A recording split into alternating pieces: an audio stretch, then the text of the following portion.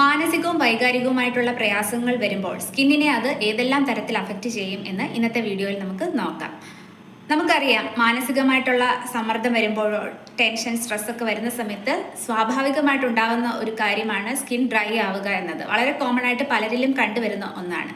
ഇത് ചർമ്മത്തിലേക്കുള്ള ജലാംശം കുറയുന്നതാണ് ഇതിൻ്റെ കാരണം രക്തയോട്ടം കുറയുന്നു.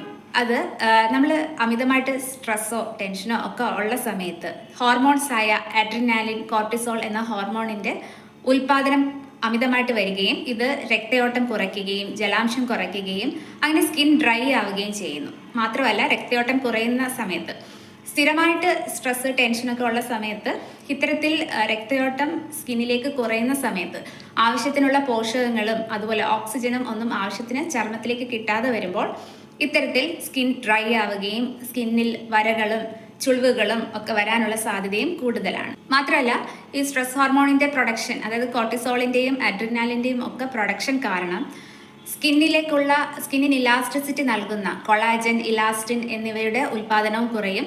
ഇതും സ്കിന്നിൽ റിങ്കിൾസ് വരുന്നതിനും വരകളും ചുളിവുകളും ഒക്കെ വരുന്നതിന് കാരണമാകും.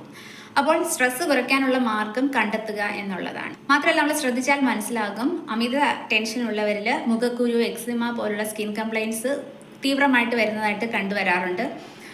അല്ലെങ്കിൽ വെറുതെ ടെൻഷനുള്ള സമയത്ത് മുഖക്കുരു വരുന്നതായിട്ട് കണ്ടുവരാറുണ്ട്. ഇതൊക്കെ കോമൺ ആയിട്ട് കണ്ടുവരുന്ന ഒന്നാണ്. അമിതമായിട്ടുള്ള സ്ട്രെസ് കാരണം ഉറക്കം കുറയുകയും കണ്ണിനടിയിൽ കറുപ്പ് വരികയും ചെയ്യാറുണ്ട്. അതുപോലെ കോർട്ടിസോൾ എന്ന ഹോർമോണിൻ്റെ അമിത പ്രൊഡക്ഷൻ കൊണ്ട് കണ്ണിനടിയിൽ നീർക്കെട്ട് വരാൻ ചാൻസ് കൂടുതലാണ്. കണ്ണ് വീങ്ങുന്നതായിട്ട് കണ്ടുവരാം. ഇതെല്ലാം ഈ കോർട്ടിസോൾ എന്ന സ്ട്രെസ് ഹോർമോണിൻ്റെ അമിതമായിട്ടുള്ള ഉൽപ്പാദനം കൊണ്ടാണ് ഇങ്ങനെ വരുന്നത്.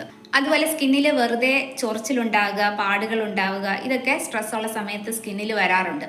മറ്റ് പല അസുഖങ്ങളുടെ ഭാഗമായിട്ടും ഇത്തരത്തിൽ സ്കിന്നിൽ ചൊറിച്ചിൽ അല്ലെങ്കിൽ പാടുകളൊക്കെ വരാറുണ്ടെങ്കിലും അമിതമായിട്ട് സ്ട്രെസ്സും ടെൻഷനും ദീർഘകാലം ഉള്ളപ്പോഴും ഇത്തരത്തിൽ സ്കിന്നിൽ വരാം. മാത്രമല്ല, ഇത്തരം കോർട്ടിസോൾ എന്ന ഹോർമോണിൻ്റെ അമിത ഉൽപാദനം നമ്മുടെ രോഗപ്രതിരോധ ശേഷിയെ പ്രതികൂലമായിട്ട് ബാധിക്കും. അതുകൊണ്ട് തന്നെ സ്കിന്നിൽ എന്തെങ്കിലും മുറിവുകൾ, പാടുകൾ ഒക്കെ ഉണ്ടെങ്കിൽ അത് ഉണങ്ങാനായിട്ട് കാലതാമസം എടുക്കും. മാത്രമല്ല, പല സ്കിൻ കംപ്ലയിൻസ്, റോസേഷ്യ അല്ലെങ്കിൽ എക്സിമ പോലുള്ള പ്രശ്നങ്ങൾ, സോറിയാസിസ്, ഇതെല്ലാം നമുക്ക് അമിതമായിട്ട് സ്ട്രെസ്സോ ടെൻഷനോ ഉള്ള സമയത്ത് ഈ ഒരു കംപ്ലയിൻറ്റ് കൂടുതൽ തീവ്രമായിട്ട് വരുന്നതായിട്ടും കണ്ടുവരാറുണ്ട്. അപ്പോൾ സ്ട്രെസ് കുറയ്ക്കാനുള്ള മാർഗങ്ങൾ കണ്ടെത്തുക എന്നുള്ളതാണ് പോംവഴി. അതിനായിട്ട് ധ്യാനം, യോഗ, മെഡിറ്റേഷൻ അല്ലെങ്കിൽ ഫിസിക്കൽ എക്സസൈസ്, റെഗുലറായിട്ടുള്ള നടത്തം, ഇവയൊക്കെ പ്രാക്ടീസ് ചെയ്യുക. അതുപോലെ രാത്രിയിൽ ഒരു 7-8 മണിക്കൂറെങ്കിലും കൃത്യമായിട്ട് ഉറക്കം ലഭിക്കുന്നുണ്ടെന്ന് ഉറപ്പുവരുത്തുക. നല്ല ക്വാളിറ്റിയുള്ള മോയ്സ്ചറൈസർ അപ്ലൈ ചെയ്യുക. ആവശ്യത്തിന് വെള്ളം കുടിക്കുക. ഇതൊക്കെയാണ് ഇതിന് നമുക്ക് താൽക്കാലികമായിട്ട്